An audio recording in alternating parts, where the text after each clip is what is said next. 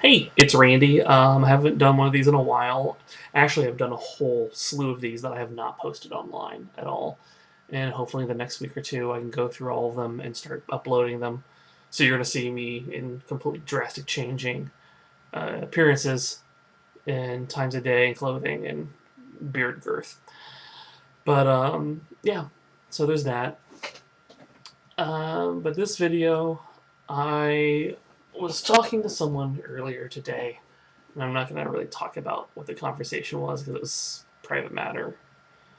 But it kind of centered, it related to friends. And we got into the subject of online friends and people we know through the web.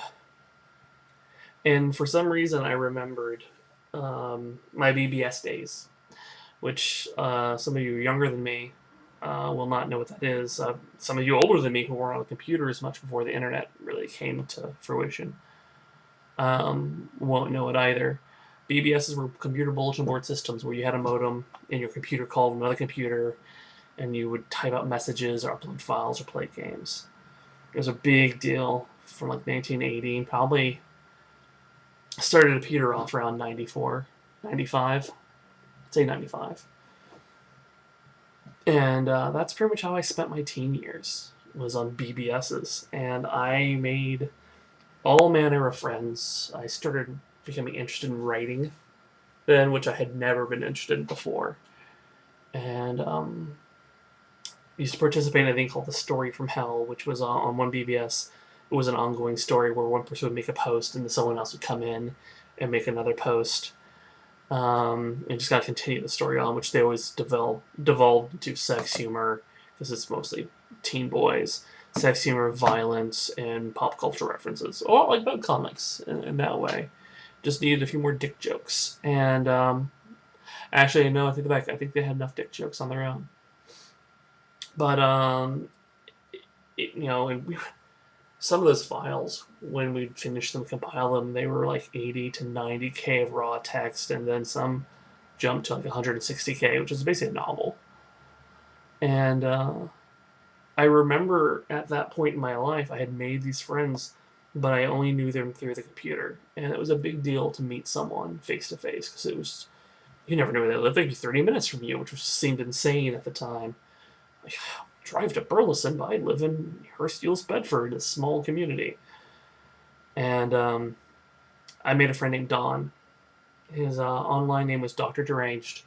And he does a webcomic now called Deranged Comics, which I will link to in the comments below. And he would call and we would do writing things over the phone and critique each other's writing and read what we've done. And it was just a lot of fun. And I remember he called a few times. My dad answered the phone. And then one day my dad, because he just wanted to know what was going on, because I never mentioned these friends. And he's like, do you go to school with Don? Like, no, I don't. I was like, oh, but how do you know him?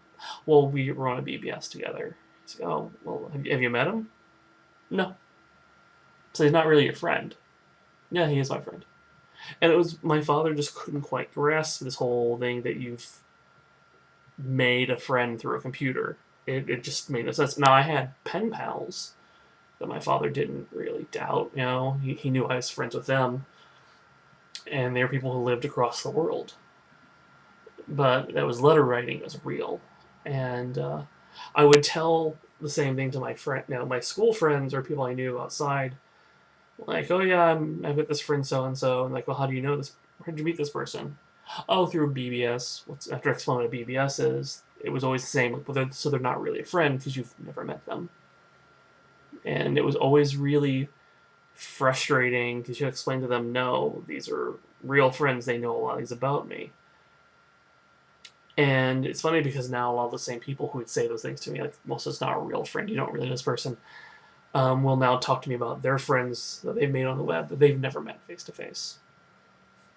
And it just kind of cracks me up because nowadays I have so many friends who I know online, and pretty much the only way I know them.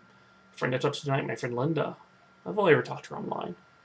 Well, we've talked voice. In fact, I used to run a role-playing game through a voice server that she and two other friends played in. Never met any of them face to face. I have a friend named Monica who I first started talking to in 1999. She was told her she's the first friend I made in Boston, and she didn't even live there.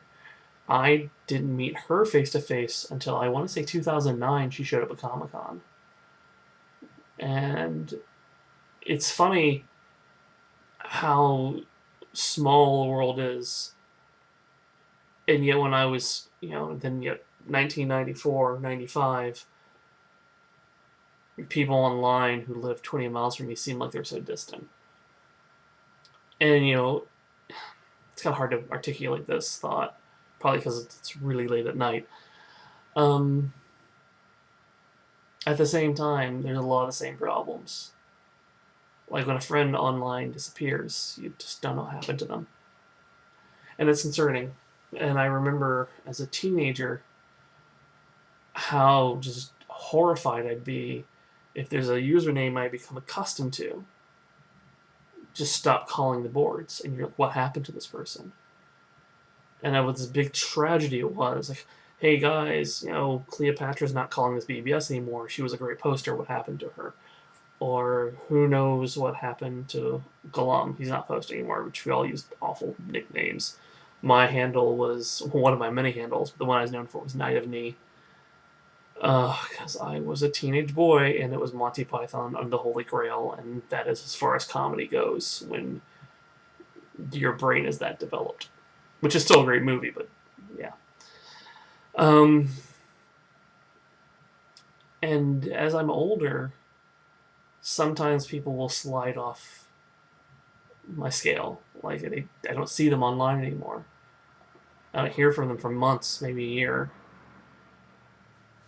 And I generally will take for granted that I will hear from them again. They'll pop up again.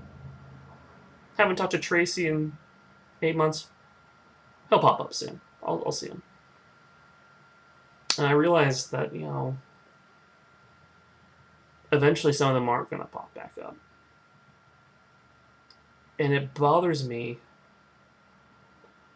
because at one point in my life, that was a horrible tragedy that these people would vanish. And now, as I'm older, I don't know if it's that I don't care. I do. I just don't think about it. And that's weird. And I'm not sure why it bothers me. But I do miss all the people I used to BBS with, and I hope they're all okay. And if any of you are out in 817 area code calling boards between 1990, I guess, and 1997, well, I hope that you still have your modem somewhere. I have mine. It's in pieces, but I have it. It'd be nice to somehow recapture that. At the same time, though, now I can download porn in under a minute.